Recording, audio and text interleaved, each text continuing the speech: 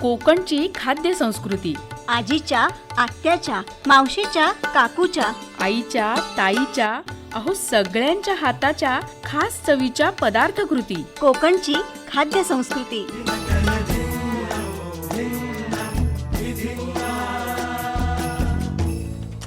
नमस्कार श्रोते हो, कोकणची खाद्य संस्कृती या कार्यक्रमात मी रेडिओ सखी पौर्णिमा साठे आपलं मनापासून स्वागत करते. श्रोते हो, या महिन्यामध्ये आपण ज्या खाद्य संस्कृती बघतोय तर त्या खाद्य संस्कृती सांगण्यासाठी आपल्या स्टुडिओमध्ये आमंत्रित केलंय आम्ही सई ठाकूर देसाई यांना. पुन्हा एकदा सई, तुमचं स्टुडिओमध्ये स्वागत आहे.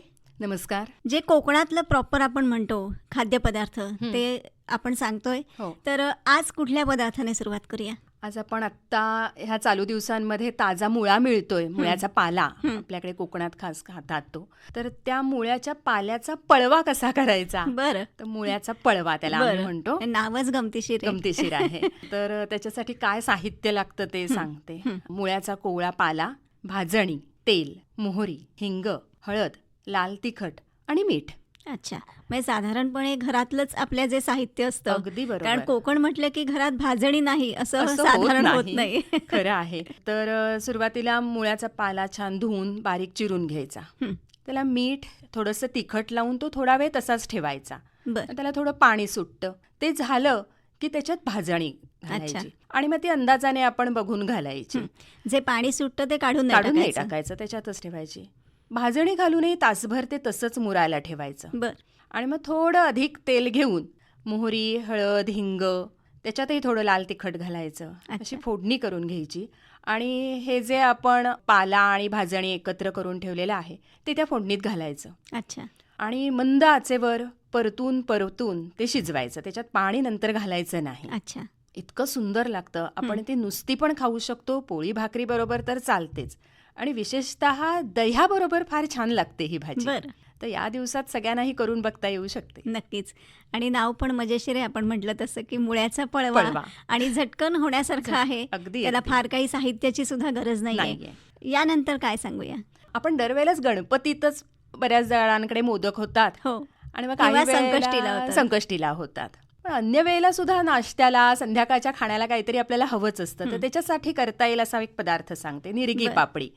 आपण जशी तांदूळाची उकड काढून करतो ना तशीच ही करायची. त्याचं साहित्य फक्त मी सांगते. म्हणजे ज्याला आपण काही वेळा निवेग्र्या असं म्हणतो. बरोबर. बरोबर. हो. तर तांदूळाचं पीठ, जिरं, हिरवी मिरची, मीठ, लोणी एवढं साहित्य आहे. आपण मोदकाला घेतो तशी उकड काढायची. म्हणजे जेवढं पीठ असेल तेवढंच पाणी घ्यायचं. आधण आलं, उकळी आली की त्याच्यात ते पाणी घालून नेहमीसारखी आपण उकड करून घ्यायची. ती उकड करून झाली की मळताना त्याच्यात आपण हे जिरं, हिरवी मिरची, मीठ, कोथिंबीर आवडत असेल तर हे सगळं वाटून घ्यायचं आणि त्याच्यात घालायचं आणि ती छान मळून घ्यायची. ती मळून झाली की आपण जसे वडे थापतो तसं थापून त्याला दुमडायचं. किंवा आपण गोल गुंडळी करतो की नाही तशी करून त्याला गाठ मारायची. बरं. आणि मग हे या दोन्ही गोष्टी परत वाफवायच्या. 20-25 मिनिटं. जसे मोदक वाफवतो तसं. आणि फोडणीची मिरची म्हणजे उसळी मिरची आणि लोणी याच्याबरोबर ती खायला द्यायची. अरे वा. हो, फार सुंदर. सकाळी नाश्त्याला किंवा संध्याकाळच्या वेळेसाठी आपण हे नक्की कधीही करू शकतो. आणि तांदूळाचं पीठ आहे त्यामुळे पचायला सुद्धा हलकं आहे. अतिशय हलकं. म्हणजे आपल्याला बरेचदा प्रश्न पडतो की पावसाळा आहे, काय करायचं नेमकं. नेहमी तेलकट पण नको असतं. तर हा पर्याय मला वाटतं खूप छान आहे. आणि व्यवस्थित हिरवी मिरची, जिरं लागलं ना फार सुंदर लागतं ते सगळं. यानंतर काय सांगूया? अगदी जुना पदार्थ आजी माझी म्हणायची. बरं. तेव्हा गरिबी होती, घरात फार तुटपुंज्या गोष्टी असायच्या, तर एक वेळ भागवायची. अशा दृष्टीने भातावर काय घ्यायचं तर दरवेळेला काही वरण डाळ परवडायची नाही तर पेचबुडं करायची माझी आजी. बर. हा. तर त्याच्यासाठीचं साहित्य म्हणजे कढीचाच प्रकार आहे हा खरं तर. ताक, आलं, आजकाल लसूण आपण वापरतो म्हणून लसूण, हिरवी मिरची, मीठ, साखर, हळद, हिंग, कोथिंबीर आणि भाताची पेज. अच्छा.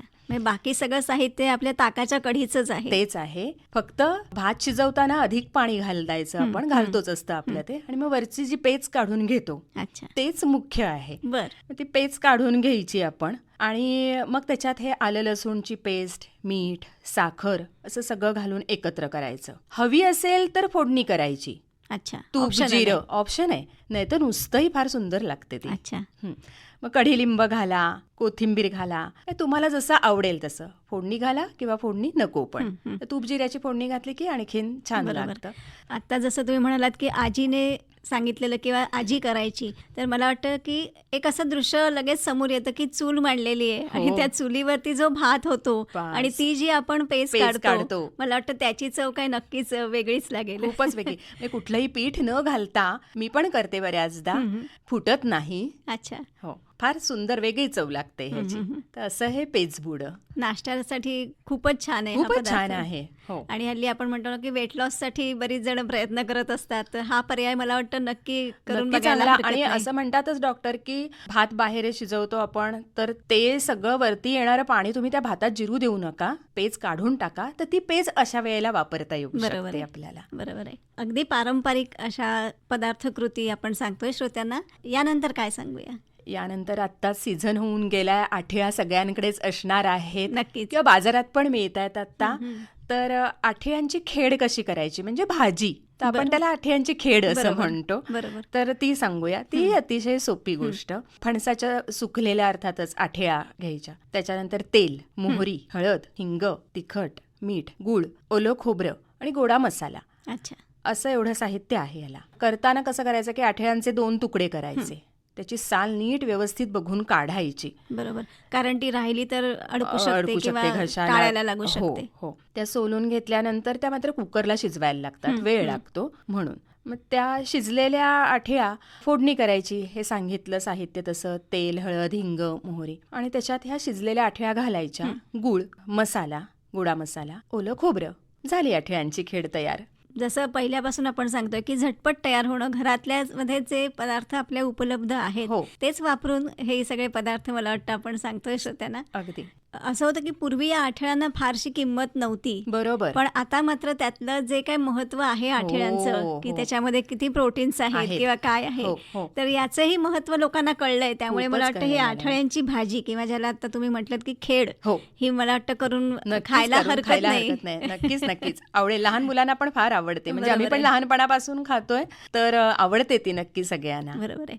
बरं सई, याच्यानंतर आपण काय सांगूया श्रोत्यांना? अजून एक कढीचा प्रकार सांगते. बरं. आता अननस झालेत आपल्याकडे, हो, हो. सीझनच आहे, तर अननसाची घशी बर, कशी करायची ती सांगते. घशीच म्हणतात त्याला. घशीच म्हणतात त्याला. अच्छा. हो, तर ती कशी करायची एक बघूया आपण. जरूर. तर अननस घ्यायचा पिकलेला, हं. सुक्या मिरच्या, धने, जिरं, ओलं खोबरं, साखर, मीठ, कढीलिंब, ताक आणि तेल, बर, असं आपलं हे साहित्य आहे याला. तर सुरुवातीला तेल, जिरं, सुक्या मिरच्या घालून फोडणी करायची. हं.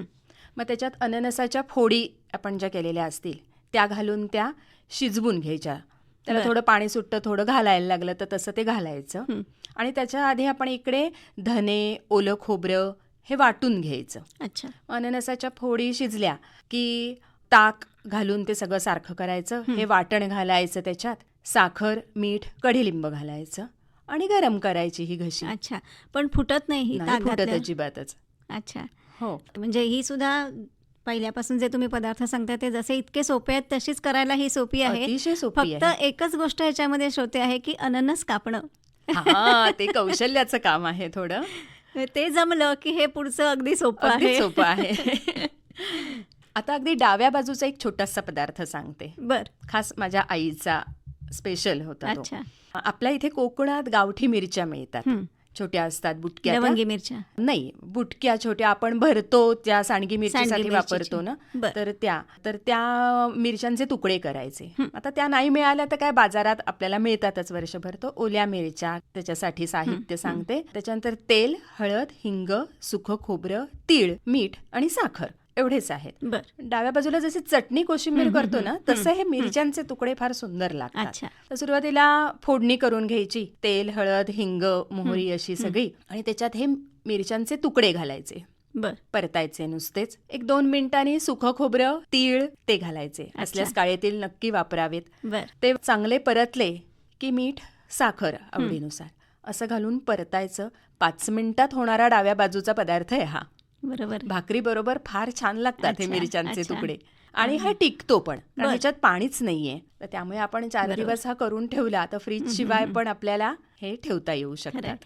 आणि पूर्वीच्या ज्या बायका होत्या त्यांचं आपल्याला एक मॅनेजमेंट म्हणू आपण त्याला, की ते दिसून येतं की झटपट काय करता येईल. खरंय. घरामध्ये ज्या वस्तू उपलब्ध आहेत त्याच्यातच काहीतरी क्रिएटिव्ह करून पण ते नक्कीच. सुद्धा खूप छान लागणार. लागणार हा जो आता तुम्ही प्रकार सांगितलात तो याचंच एक उदाहरण आहे. उदाहरण आहे. आणि जसं सुरुवातीला म्हणालात तुम्ही की मिळाल्या तर त्या गावठी मिरच्या, हो. नाहीतर मग बाजारात असतील मिळतात त्या. त्या घेतात. पण येते. जर गावठी मिरच्या असतील तर मला वाटतं चव नक्की छान. त्याचा स्वाद आणि चव ती वेगळीच खरंय. आहे.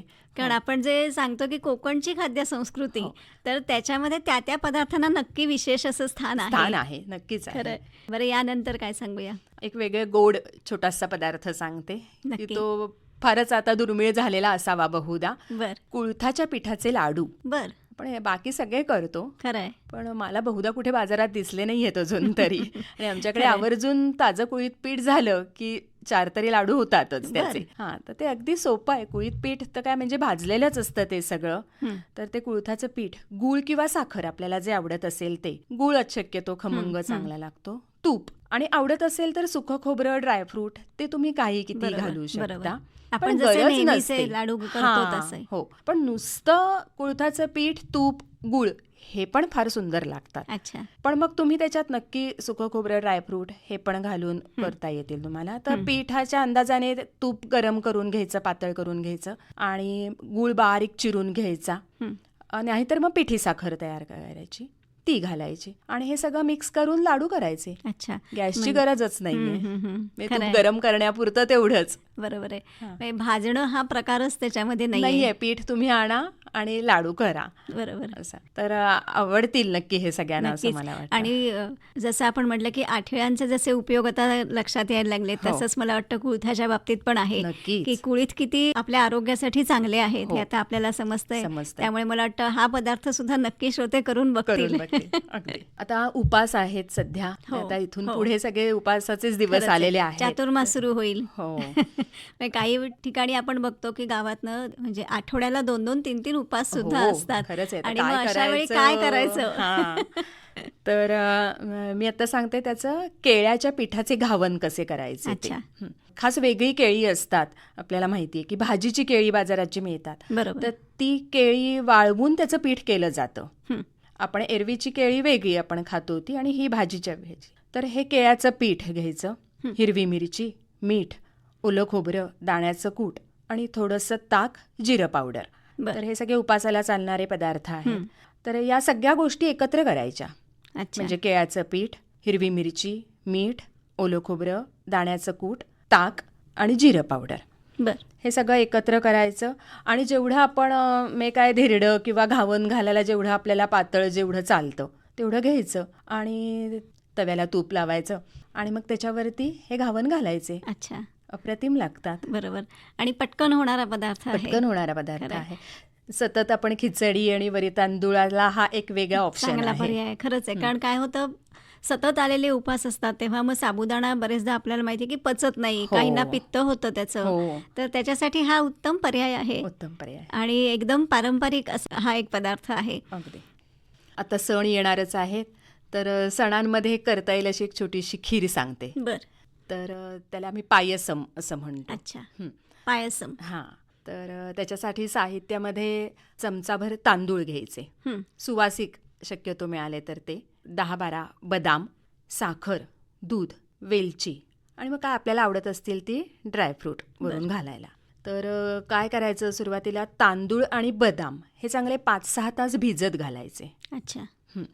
मग ते मिक्सरला वाटून घ्यायचे चांगले. ते झालं की एकीकडे दूध आणि साखर असं एकत्र करून त्याला उकळी आणायची आणि उकळी आली की मग त्याच्यात आपण हे जे मिक्सरला लावलेले तांदूळ आणि बदाम आहेत ते हळूहळू हळूहळू त्याच्यात घालायचे. त्याची अच्छा. गुठळी होणार नाही एवढं बघायचं. माझी आजी नेहमी म्हणायची की कायम पळी एका दिशेला फिरवायची की गुठळी होत नाही. बरोबर. तर तशी ती पळी फिरवत राहायची. हे जुन्या लोकांच्या ज्या एक एक सांगण्याच्या किंवा पद्धती ज्या होत्या हो. खूप छान होत्या. त्यामुळे त्या अनुभवातून आलेल्या होत्या ना.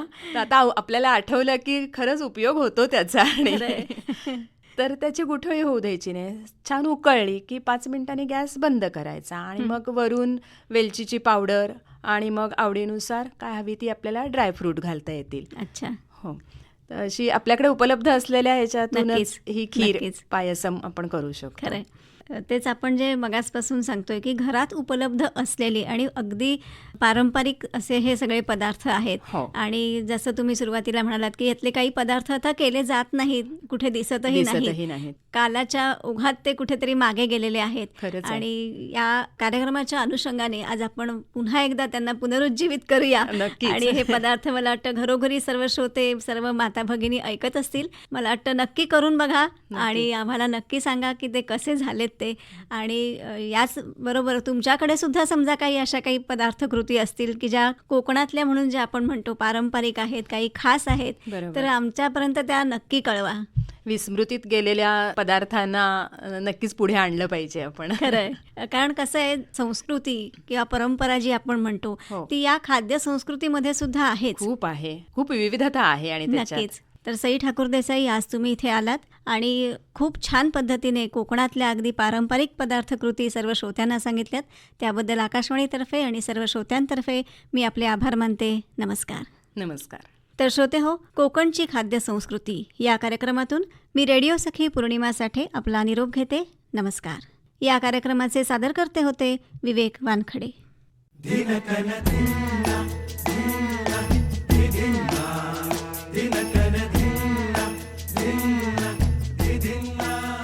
कोकणची खाद्य संस्कृती. आजीच्या, आत्याच्या, मावशीच्या, काकूच्या, आईच्या, ताईच्या, अहो सगळ्यांच्या हाताच्या खास चवीच्या पदार्थ कृती. कोकणची खाद्य संस्कृती.